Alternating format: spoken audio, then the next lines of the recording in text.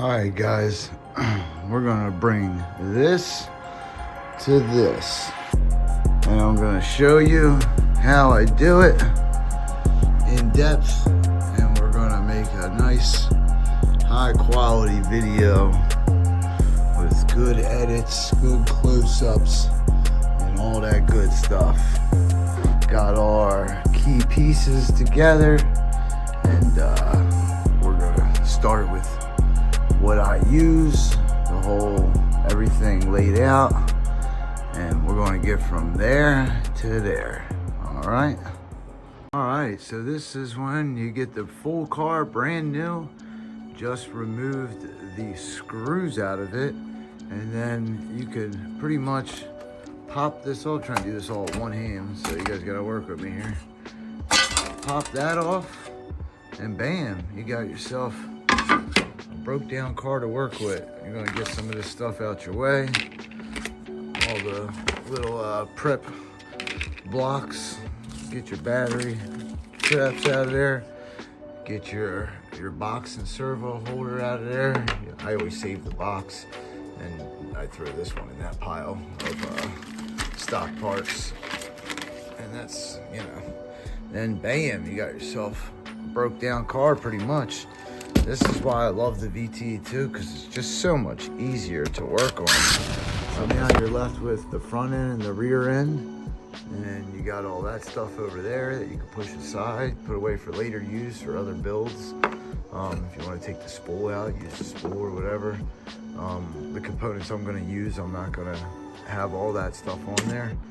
So, all that stuff I won't use. I'll really pretty much only be working with this stuff. All right, so we're gonna start with the back end, and I already loosened everything because I want to make this like a quick edited video to keep you guys in there and just show you the what you need to know. You know what I mean? So you want to take off. If you're going to use the rear floating mount, you can. I don't use it, so I'm gonna remove these. Right, take the rear floating mounts off each side. And we're pretty much just like breaking down this whole car, like realistically. There's not much to describe here.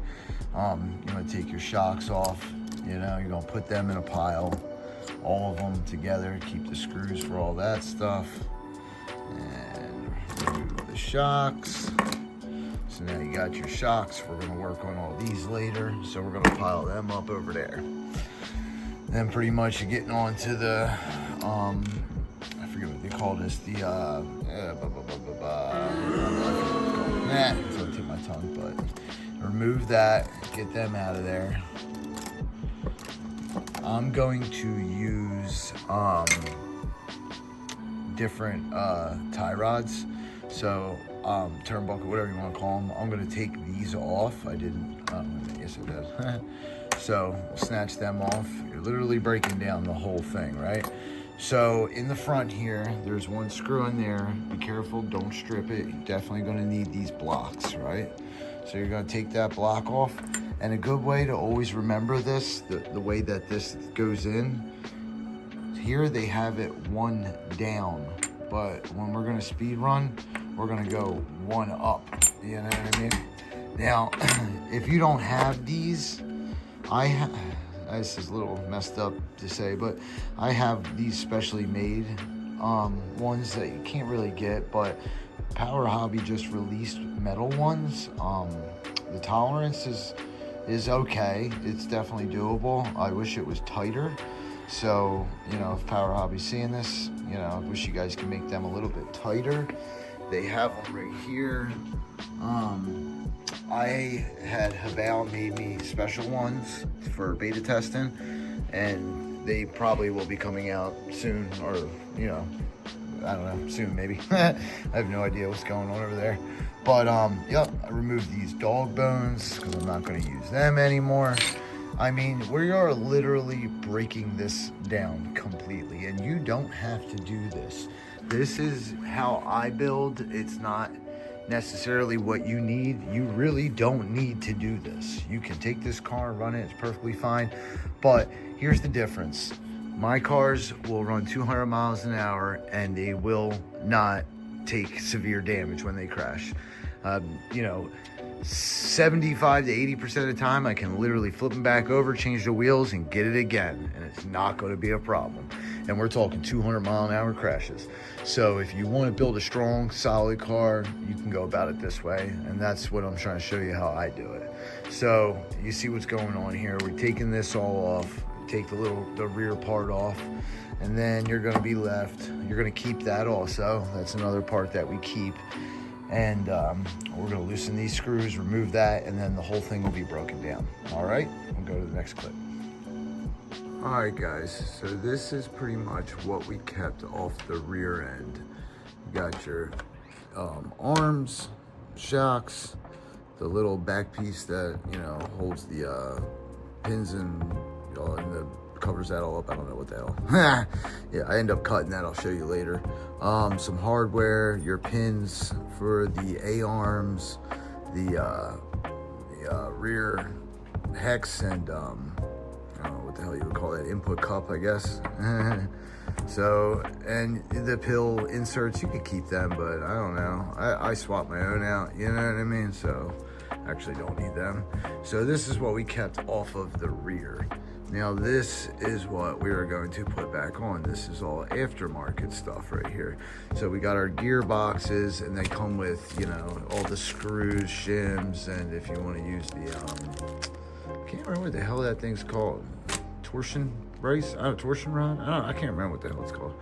But yeah, you got your metal rear hubs. I use the Energy tie rods, these hobao quick release gearboxes, so you can quick release can get in there and in and out. I run lockers, so it's good to have access to get into that stuff. And then when you buy these, they don't come in a set. You got to buy them one piece at a time, and you have to get one of these. The boxes are identical, but this piece is addition to the back, so that, you know what I mean, so that when you're mounting the brace on, it looks like that. Sorry, I'm trying to look at what I'm doing and film at the same time. So you need those together, right? And then I use a scorched through shaft locker. I use the 2.6 diff ratio, so I hop that up, and then the Power Hobby post in metal. Also, what I talked about before in some of my videos, the locking caps. I like these so I don't lose any wheels. I have lost wheels before. They come off during braking, or loosen up during braking, I believe it is. And then on the next run, you'll lose them. So I use the lockers. And I use front locker and the rear locker. This is scorched stuff. These are the hobao rear hubs. I really like these, but you know, you can do without them. I end up busting them all the time.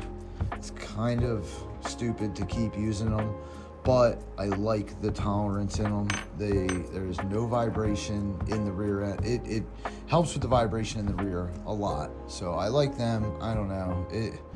It's a love-hate relationship, but I still use them. So, you know, you can absolutely use the plastic hubs. They are absolutely fine. And, you know, if you want to be on the cheaper side of the build, you can absolutely do it, and you can still have all the performance. It's all still there. So right here, if you guys want, try to get a screenshot of that. Those are the parts you can order from Saga. He has all this stuff, everything. This is his tower also. Make sure you get it for the aluminum case or the plastic case. You see how it's cut out a little bit? It needs that space for the rear boxes to open. So make sure you are getting it for the correct gearbox. All right. So now we're gonna get to putting it all back together. All right, guys, so we're gonna start putting everything together, right? So I do my bearings. Oh, also, relate. This is the bearings I use. They're DS bearings. You can get these from Saga Customs. All right. Now, when I do my bearings, let me make sure I'm in the right spot here with the camera here. I want to try to get it so you guys can see everything pretty good in detail.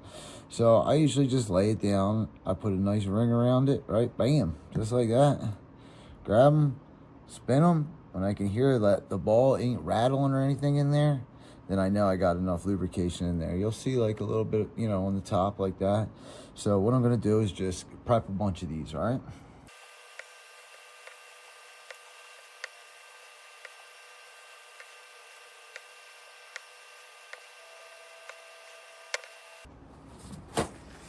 Okay, now that we got that done, next step I would do is I would grab all the metal things that are getting bearings in them. I'll put a little dab of oil on my finger and I'll rub the oil in there, right? That's just to get it lubricated because these things have a really good tight tolerance. So it's easier to get them in that way. Also with the bulkhead right here, I do the same thing.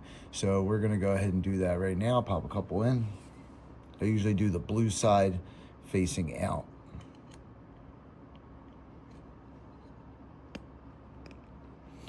And make sure you press these in there real good because they got a tight fit.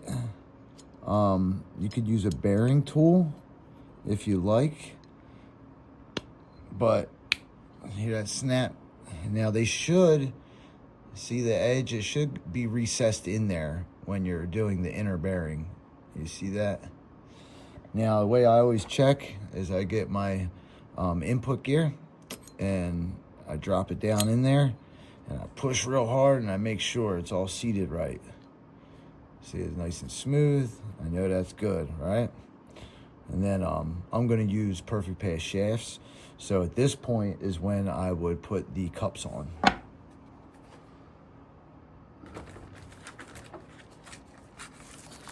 Old Raz perfect pass shafts, man. You can't go wrong with these, dude. I stand on carbon shafts. I absolutely love them. I think they're awesome. Such a great innovation. It really is. All right. So open them up. Put the shafts aside. I ain't gonna be messing with them right now. And we'll get our gear out. All right. So the hobao is all 8mm, and that's like another part of the reason why I love the hobao so much is that it is beefy. You know, it is just built strong. 8mm parts everywhere. You know, it's just, it was designed to do the job. That's for sure, without, you know, breaking. And that's the main reason why I run this car is it is a strong car, you know. All right, so all my grub screws in the drive line, meaning like, you know, everything from in between the differentials called the drive line, I use red Loctite. I do not use the blue on these parts, always red. So what we're going to do is just prep a couple of these, get all that ready.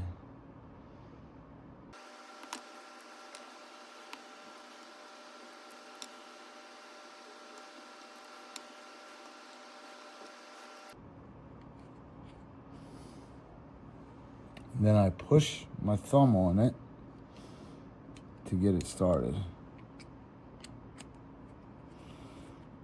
And you don't want this to be tight either. Like, I mean, you don't want the cup to be too tight to the actual input. You want the teeniest bit of movement there, up and down. And that'll make it for a good, nice, non-resistant spin on it, you know. Remember I told you guys before about keeping things too tight. Sometimes it's necessary and sometimes it ain't. Now, I believe it is on the rear of the car. It's not, okay, it's the front. So, quick tip, on the front of the car, this grub just sticks out the teeniest bit too much. So what you want to do is get your Dremel or something and just shave it down the teeniest bit and then it's good to go. It's not in the back, it's actually in the front. So I just wanted to make sure, let you guys know that. It's a pain in the ass if you put it all together and then you're trying to get to it after, you'll be pissed. So, yep, that's all that right there. And then we're going to take this other cup. I'm just going to get it prepped for the next side in the video. All right. So now I'm going to move on to the scorched through shaft. I particularly like these. They're pretty solid. These little grubs right here tend to loosen up a bit after a couple serious runs, so just keep an eye on them. I use red Loctite on mine. I've cranked them down as hard as I could most of the time, and still it's just they tend to loosen up. But there's a lot of violence in the rear end of this component, so you know, it's just one of them things you got to keep maintenance on. Keep an eye on these cups getting loose. Even these ones on the inside sometimes will get loose too. But we're gonna jump into doing that next.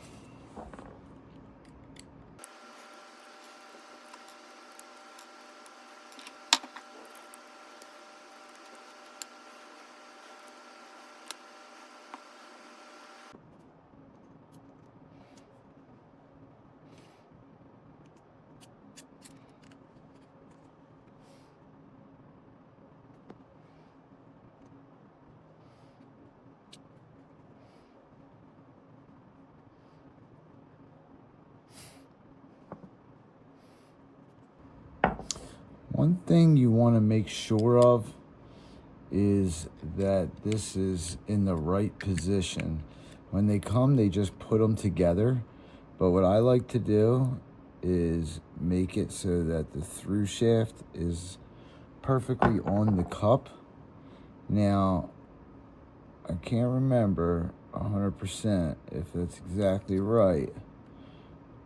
So I'm gonna tighten that down there. Then push it back all the way down. Make sure I'm on the flat spot, because there is a flat spot on this entire through shaft for these grub screws. And then one at a time, I'll do this. And now this may need adjustment later on to center it out in the right position. But this is all just the fine tuning stuff that we have to do, you know. There's just no way around it. You don't ever want to just be building something and think that it's good to go straight from the shop that you bought it from, because, you know, it's not. You might get lucky one day and have a piece that, you know, is pretty close, but not all the way, you know. All right, then we just take our input gear, or crown gear, I'm sorry. These I do not Loctite. I didn't find a need to. Actually, that's the wrong screw there. Huh. I wonder why that one's in there instead of the correct one.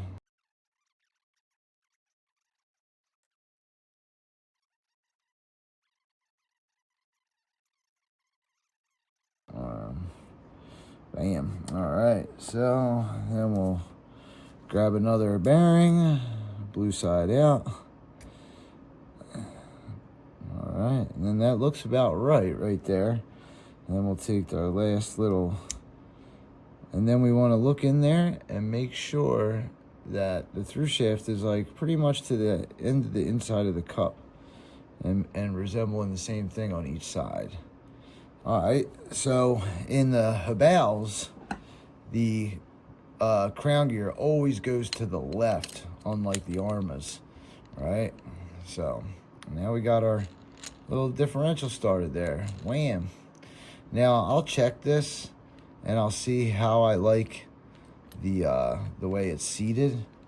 And really it's best to just put the cap on like that and just hold it tight and then feel it, you know? Like right now, that's a lot of play in there. More than I like right there. So you could see it in here. If you flip it upside down, you can then see how much play that is. You see that? That's too much. We don't want that much.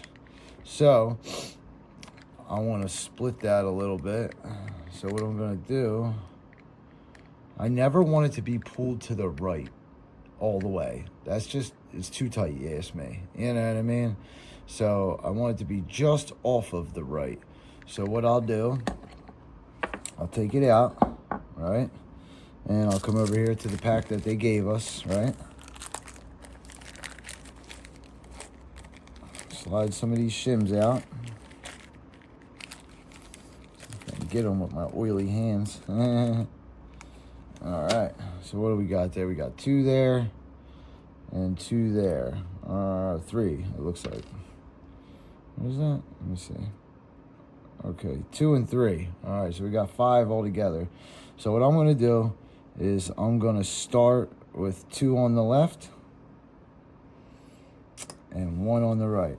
And then I'm gonna feel that out and see if I like that. Well, throw 1 on the ground. All right. So I'll throw 1 shim in there, 2 on the left, 1 on the right, right? I'm gonna throw the case lid back on.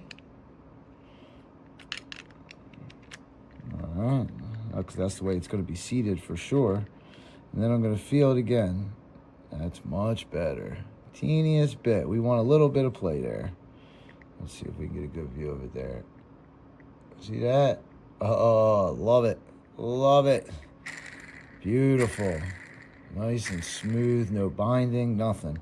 All right, so that's it. We got the differential on the rear done. Bam. So we'll grab our screws that it comes with.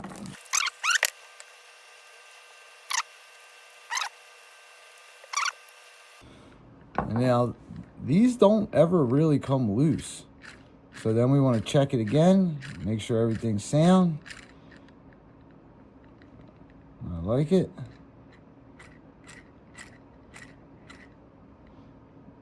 I'll be honest. I wish there was the teeniest bit more room. So it looks like when you put your case on, it makes it a little more snug. So what I'm gonna do, I'll fast forward through this, is take that 1 shim off.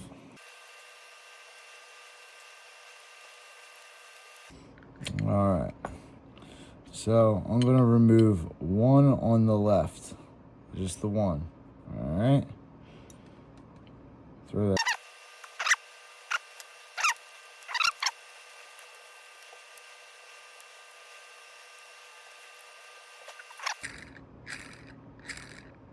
I like it. All right.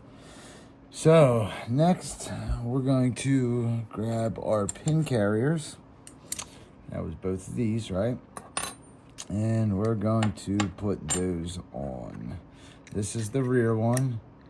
0's facing to that 4 plus. You want that facing out. And I'm gonna flip this around. And on the front end, remember I was telling you, it'll hit that grub screw. So you want to file that down. All right. Take a screw. I don't Loctite these neither. No need to.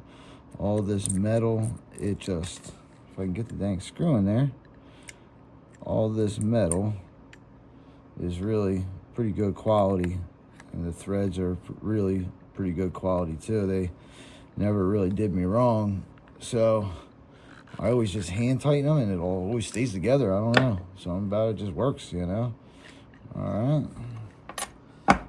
So now take our tower and we're going to put our tower on.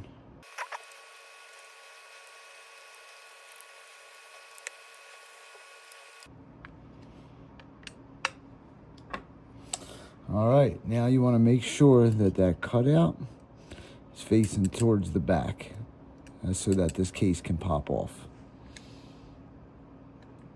Very nice. Okay, all right, on to the next thing. What do we want to do next? Okay, posts. I like to put them on next. They go on the inside.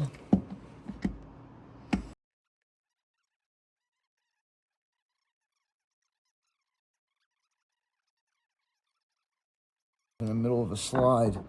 All right, bam, got them on. All right, now we're gonna move on to the arms.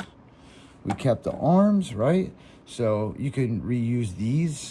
These have the little hobao, makes that little bump for the droop screw. What I do is I usually get that out of there on most of my cars. In this case, it should be okay. But when I use the these scorched pieces right here, then sometimes those will make it sit too high. But then again, it's good if you want to lower the rear end of your car because you don't have to use too much of this. You know what I mean? So that one's done. Yeah, all I'm doing is just bringing them back. So that they're out the way for now. Tighten them down. Boom. Good. All right. So we want that facing up, right? So here's a good way to remember this. I do it. There's a little 1 written on the, you know, the normal pills like this. So you see the 1 there. I think it's actually written on that one too, but the 1, always have 1 up. Easy to remember, right? Like 1 up, Mario. So you look at it, you see you got your 1 on there, 1 up. So the hole's on the bottom and the 1 is on the top. Just like that. Bam. All right. Grab your rear pins. Drop your pins on. And now we're going to get to put in the arms on. Drop the arms down in there. Oh, let it fall off. Ha! Remember, with the grub screw facing up. Just like that. Just like that. That. All right. Now I'm going to move a couple of these things out of my way just because we're getting pretty filled up over here. All right. So the next part I always like to do is to do the, and now look, on this one, you do the 1 facing in. So the hole is to the outside. So what you're doing is putting 1 degree toe on the rear end, which means your wheels aim into the center of the car. That's going to help you drive straight. So depending on the arms you're using, you have to check and see how much you have to shim this out by. So I use the metal arms a lot. I like them. This build is going to be a single motor build. It's not necessarily going to require all that strength back there. But what I am going to install on these arms, I forgot to show you, are the stiffeners. So these are stiffeners. These are 2mm stiffeners. And when I choose to keep it lightweight and not use the metal arms, I use stiffeners. Savora from Saga makes these as part of the collection he does with the vte2. It's really a good item for speedrunners. So these will go in right here. Oh, that was upside down. So they'll go like that, and they just screw right on. And you could do that at any time as long as the axles, you know, well, even when the axles are in the way. So you'll screw these. So now, jump forward a little bit. I completed a side for you guys just so keep the video short. But this is the complete side. We're going to do the whole other side together. I ended up putting the stiffeners on the bottom. I was worried I ordered these as a thicker millimeter for this build specifically, and it was a mess up on my behalf. It should have been thinner because what it did is interfere with the dog bone right there. So like I said, you could put these on the bottom. It doesn't matter, either or. I put mine on the bottom for this build. so here we are now. I put this back on and screwed it on, so this is all together, so we're not jumbling it all around in the video, shit falling apart, you know what I mean? But when I did install this, what I did was put 2 washers right here. With the plastic ones, you need 2 washers to put in there, and that'll give it, like, you see how it's picking its spot? It's not too tight, but it's snug. So you want that. Now with the, you know, the stiffness of the shocks and the weight of the car, this is going to move perfectly fine.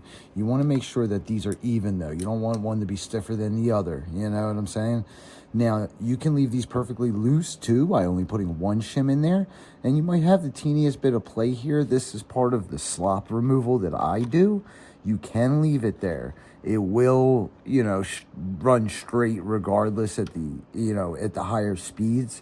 But going into it, you will be a little bit more loose on the rear end of the car if you don't snug these up. So I snug these up. Like I said, it's very little. It looks stiff here, but it's like really easy to move. You know what I mean?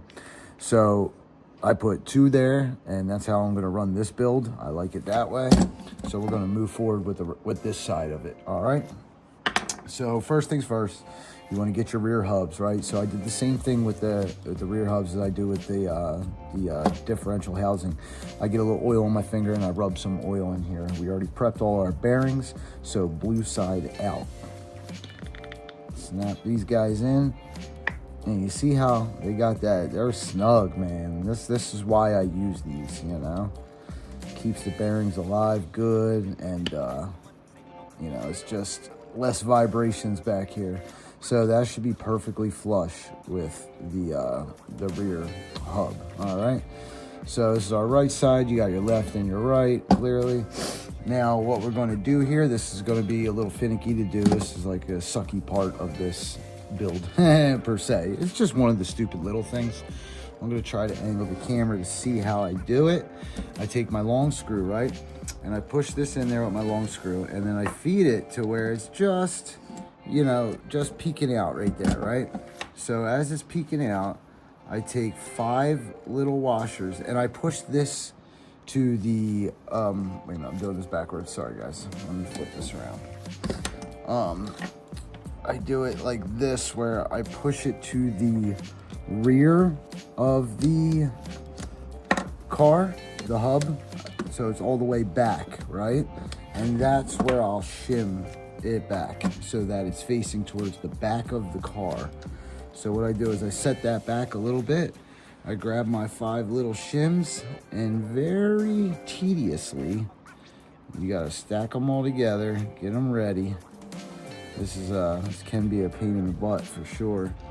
And then I drop them in the top, right? I back the screw up a little bit, and I apply pressure on the screw and get them to set in there all at the same time. And it can be tricky, but we're gonna get it right there. All right, so now I got them all in there. Push it all the way through. Bam. All right, grab a nut, and that's 5 of those, like the real skinny little washers.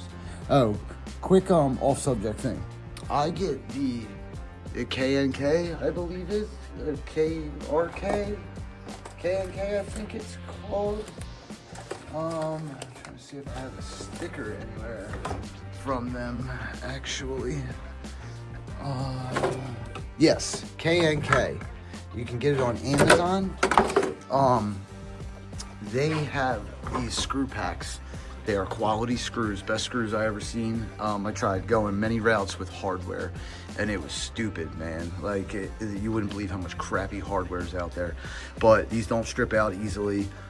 K&K, get the monster bag. It has all the selection that you possibly need for doing an RC build, and I'm dead serious about that. They got the washers in there, everything, nuts, everything, self-lock, the locking nuts and all that. Good quality too. So just keep that in mind. You can get them with K&K. I am very happy with their hardware. Okay, now you see this? This you don't want too tight. You just want to snug that a little bit right there, a little too tight for my liking. Yeah, right there is good. Just little love taps and it moves, you know what I mean? All right, so now that we got that on, right, I want to move over to this input cup, I guess you can call it, whatever the hell. We're going to drop this in. You know, it's already, the little grub screw's loosened in there. And what you can do is remove this grub screw for the locking nuts. So once that grub screw is removed, then when this is on the car, you put that locking nut on there, and then you grab the nut, the bolt that it comes with, and you drop that on there and tighten that down like so, and then it'll never come off. It sandwiches and locks everything together. The only reason why I'm not doing it right now, and I will do it later, is after the build is finished, then I will swap that grub screw out, because if you're not careful, you could lose your pin, because you're taking the grub screw out that's holding this pin in, you know what I mean? So I will do that, I just won't do it now while we're doing a build video, you know what I mean? So we're gonna snatch that out, take that off, drop it in. Now, later on in the video, I may take these back off, because I will shim these sometimes. If I think that there's too much play in there, I will shim it out. But I never know until the end, really, when I'm doing that fine tuning. And we're gonna get there in this video, all that good stuff that you wanna look over and make sure that's good. Like, this is too much. I don't know if you could see that, but let me see if I can get a good view of it. You see that? That's too much. One shim in there is needed, and we'll take this apart and put it in on the back side and then slide this back through, and it'll be better. Just one shim's needed over there, and I'll be happy with that for sure. And those shims, you can get variety packs on Amazon. They are these. James McCoy put me onto these. I really like them. They're 8mm shims, and they're just real low profile. They don't get in the way of anything. These are good. They got, like, I think about 5 different thicknesses in there. And they're cheap, dude, but it's quality 8mm shims for sure. So that's that. Now we got that all locked together. What we're going to do is put our scorched through shaft dog bone in there. Drop that guy in there. Bam. Get our energy turnbuckle.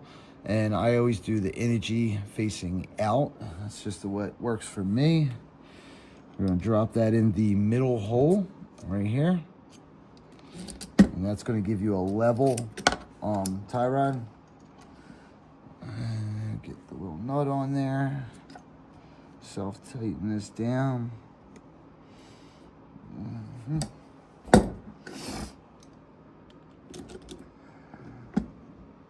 Good. And we got the bottom one good. Now, one of the screws that I got from K&K, because you have to get a different size screw for this other than the stock 2.0 screw. Oh, sorry, I'm doing it backwards. I like all my screws to face one direction. Call me anal. So put a nut on there, tighten that down. Now with the energy tie rod, it's a snug fit between there. So what I do is I snug it until I feel it getting tight. Right there. Because this metal will bend, but it sandwiches this whole tie rod together. So it works out really, really nice. So there you go. That's pretty much the completed back end other than the shocks. But we're going to do the whole shock thing together. Because that's like, I use the hot racing stuff for that. And what you can do, though, is to finish it off for right now, is put your shock post on. I use the 3rd hole. Let me see here. Hopefully this camera angle is good. I don't know. Hopefully we get everything in the video. So I use the 3rd one from the outside. And then we'll put those on and just have them sitting there ready for when we do the shocks. Okay.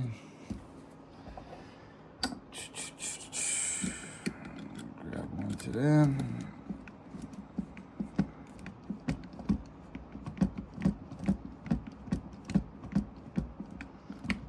Get them nice and tight.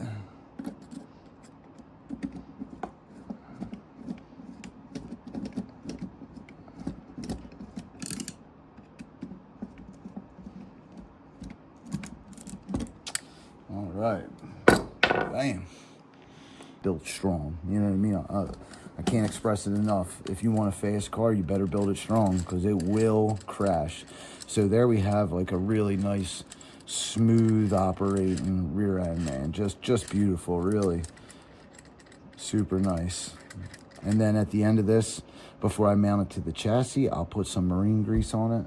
I mean, I guess we're kind of at that point right now, but I'm just going to put it aside for right now. And we'll move on to the building the shocks so we can complete this. All right. One thing I forgot, we got to add this in there.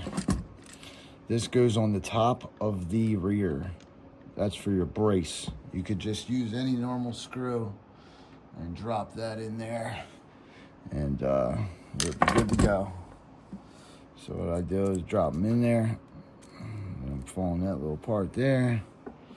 Get on the top, line them up, and flip this around so you can see it. And then what we're doing is just screwing that on there. Bam. Nice and snug.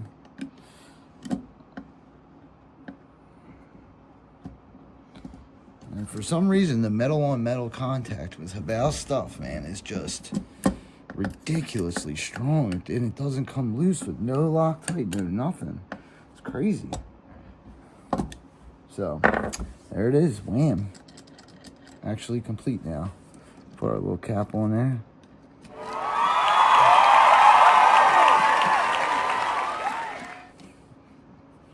Voila. All right, so now we're going to get into the shocks. I use the Hot Racing bottoms and the Hot Racing locking collars. I love the locking collar. This is something that's been useful to me. I like it on all my builds. I try to treat everything with precision and the best possible strength and reliability as possible, you know. So for me, this is a major component with a shock. I have to have these. In my mind, I need to know that each collar is set to its position. I check with a micrometer, and the fluids, everything's correct. I'm very anal about the shock itself. So this is what I use. You know, I use the Hot Racing ones. The bottoms and the tops, they come like this. You can just, wait a minute, hopefully you're getting this in the shot here. So let me make sure. All right, the locking collar, important, good, gotta have it, right? The bottom end cap, it comes like this. I red Loctite these and then screw them together. So that's where we're gonna start here. All right, so get a red Loctite on there. Get a good bit in there. Screw it on. Make sure that's nice and tight. Bam.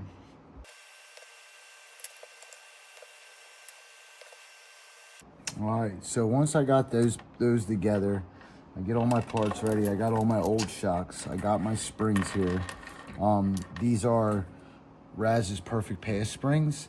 These are for a limitless, but they also fit for the hobao. When I'm doing my singles, I like to use these springs. When I'm using, when I'm running duals, I like to use the Diaz springs. So once we got all this set up, we got all of our shock parts here, and everything's ready to go. The first thing I do is I check the fluid in the shock, because I don't necessarily mess with the fluid in the shocks other than running stock shock fluid. So the best way of going about that is to turn on your scale and put it on grams, and you know, get one that measures pretty fine, you know, and measure each shock. So this one's saying 35, this one is saying 34, right? So bam, there's the difference. There is a gram less of shock fluid in this one than there is this one. Now, you always want to make sure that your shock fluid is equal, because that's the return of the shock. So I learned this by building x-rays, and in the x-ray builds, they are very precise on what they're doing and how they're doing it for racing. You know what I mean? So it's like a different build, different sport, different thing, but the way they treat the shocks is much more like we should be treating the shocks. And now, you know, when you're running a speed run car, like a dual, it's literally so friggin' stiff, it does not matter. I used to get worried about it thinking it does, but you don't even have to have fluid in a diff. I mean, in a shock with a dual. It's just, it's already so stiff, you know what I mean? You might not even have a damn shock, but it's good to have them. You know, you got a little bit of play there and a little bit of bounce. If you got a crazy road or something, like, you know, that bouncing around will bounce the car off track if it's too stiff, you know what I mean? So what we'll do is add to the other 3. I already checked them off camera.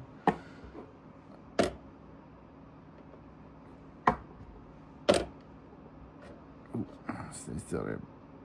Right. So it's these 2 that need to get it.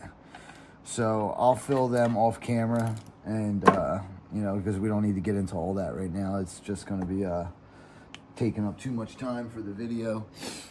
Be an upload here that'll take forever. So I take my shocks apart. This bottom cup, take it right off. I don't even need it. Trash. All right. Spring, trash. This rubber piece, trash. Not trash, but you know. This collar, taking it off. And on the 2.0s, they did a better job with the shock. A little improvement to it. They gave more thread, you know. So hobao listens to the people. It's pretty cool. I appreciate it. Oh, another thing is, you're gonna take off the bottom also. Yeah, man. So that'll go, and then what we're gonna do is break down all the other shocks into this position.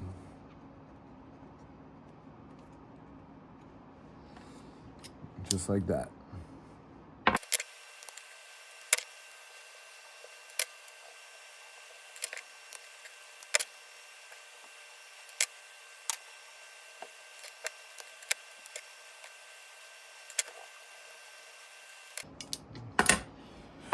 All right, so now we got all that done. What you're going to do is, I already know where I like my collars at on my cars. So we're doing the rear right now. What I want to do is get it to adjust when I go to thread it. I want it to be just right where I start at. And then I'll tighten that collar down. And then I check everything with a micrometer. Zero it out.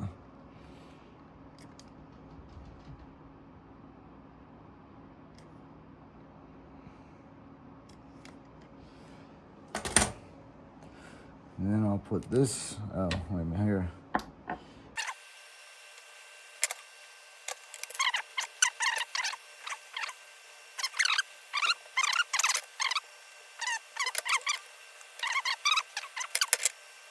Next thing I do is I take a handful of zip ties. All right, I lay the zip ties down, I get my spring. So you got 2 long ones and you got 2 short ones. The 2 short ones are gonna be for the front of the car. So you take your zip tie there. These ones are little guys. I don't know if they're gonna be long enough.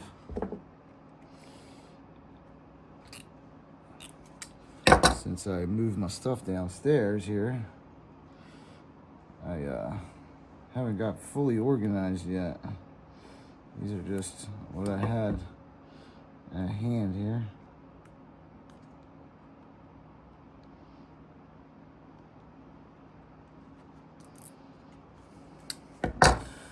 So then you want to compress the shock and then tighten it up. Sometimes they can be a pain in the butt and slip out on you and break, but try to work quick. Now you got it like that, you got it all compressed. Drop it on there. Get the bottom of your shock. Red Loctite this also. Don't forget that. This is like the most super important part. Because if these will come, if you don't, they will come loose. And it will be a major pain in the ass in the field to fix. So while it's still compressed, I get in there with a pair of needle nose and I make sure it's tight. Now let's just slip it in there. All right, and then that's it. All right, set it on the bottom so that when you spring it, cut this right here. Bam. That one broke. Yeah, so snatch them out.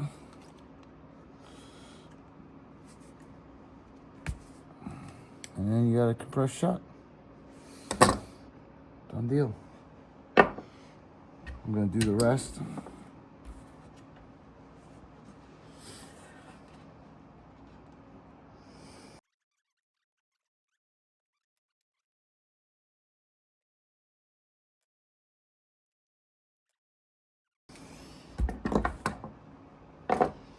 All right, now that we got that done,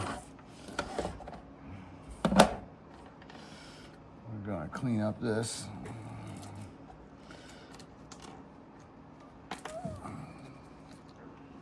All right, so now that we got our shocks done, what we're going to do is put the hot racing facing out. We're gonna, oh, what the hell am I doing? Ah, sorry about that. All right, so I'm going to use the outside position on here.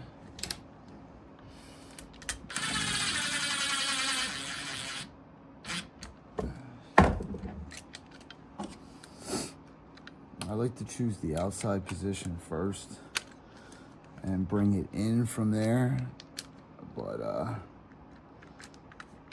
it all depends on your suspension preference and the road you're running on. All right, this is where those pieces come into play, and I'm going to show you. So we're going to take these off.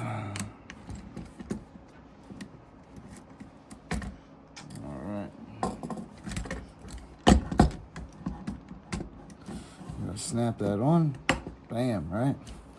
So now you see how there's all this movement in it and all that good stuff. Now we're going to take our screw with our cap. We're going to screw that on. Let's see, you want to watch that cap. Watch this part. Watch everything snug up. Bam, look at that, perfect. No movement at all.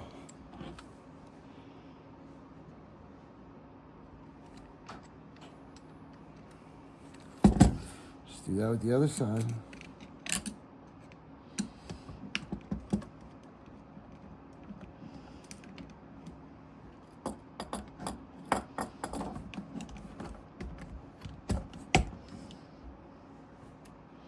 And now there's no way that this can jump off or anything like that. See that action go down one more time here. If I can get it started. Yeah. Alright. I don't know if you could see that.